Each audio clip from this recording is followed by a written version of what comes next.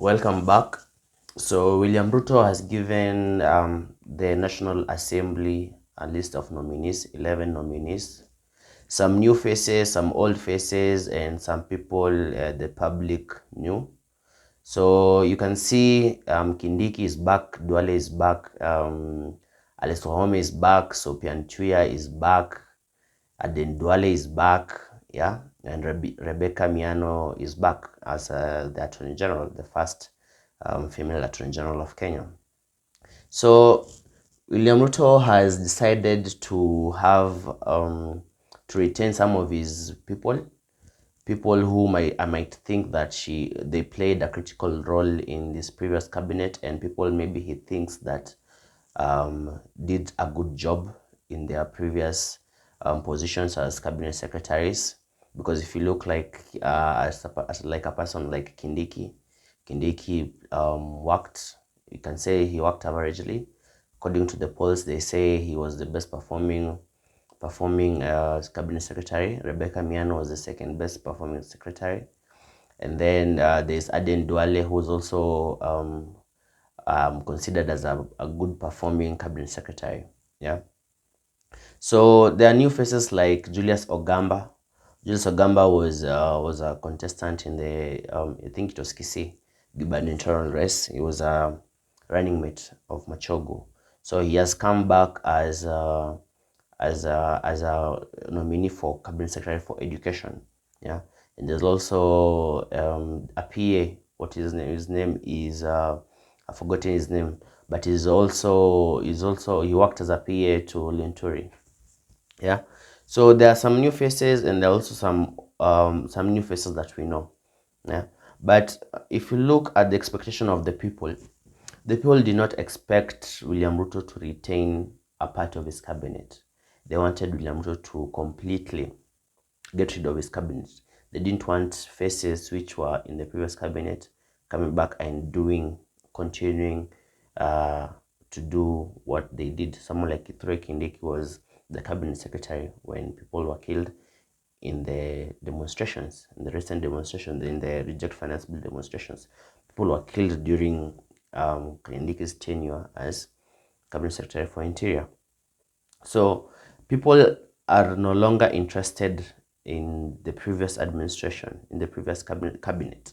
Someone like Davis Chirchir, people believe that he is corrupt, and he was very highly incompetent in his position as the energy minister.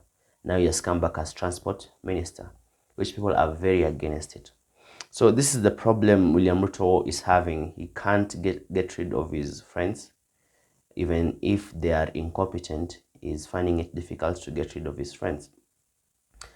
The alternative, he could have just picked professionals who could work, people who have experience in the different fields. Yeah. A docket like transport, roads and transport, you could pick an engineer. A docket like CS Health.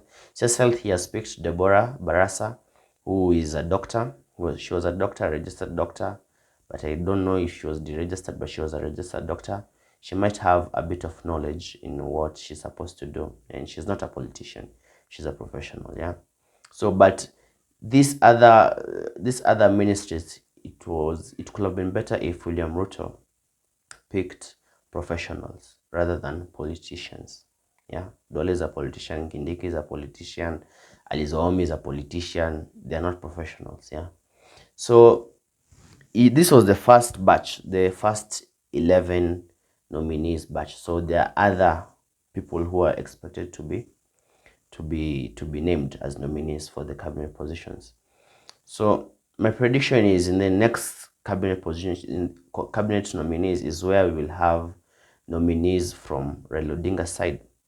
We all know that Raila Odinga is going to work or maybe try and quell the anger of the Kenyan people or the Gen Zs. So is going to be part of the government. So in the next announcement, Raila Odinga is probably going to hand in his nominations, his people who he'd like to be in the cabinet, which is being formed. And after that is when they'll forward the names to the National Assembly. Yeah, but the problem that we are going to have as the movement, Gen Z movement, is picking uh, a fight with Raila Odinga. Raila Odinga commands a huge base. Even part of the Gen Z's protesters and part of the movement support Raila Odinga. Picking a disagreement, or maybe if you are having an what's it called, a different opinion from Raila Odinga, it will be very difficult for the movement to move forward, because Raila Odinga can call protests the same day Gen Z's call protests. He can even call for a rally in Uhuru Park or a rally in Jacaranda the same day the protests are. So it will be very difficult to fight Raila Odinga.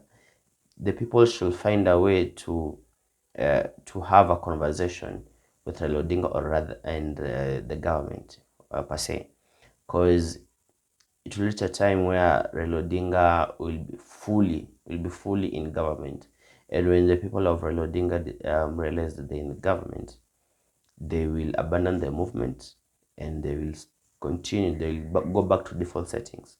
They'll go back to the tribal and movements with the leader.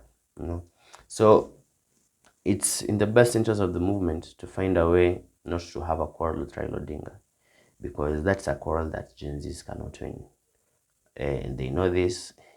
We might be many, but the Raila Odinga also has many followers and many people who are foot soldiers for the party. So, but we'll have to wait and see how things unfold. Politics can change within a span of 1 hour, so we'll just wait and see how things are. Please remember to subscribe and like and comment. Thank you for listening.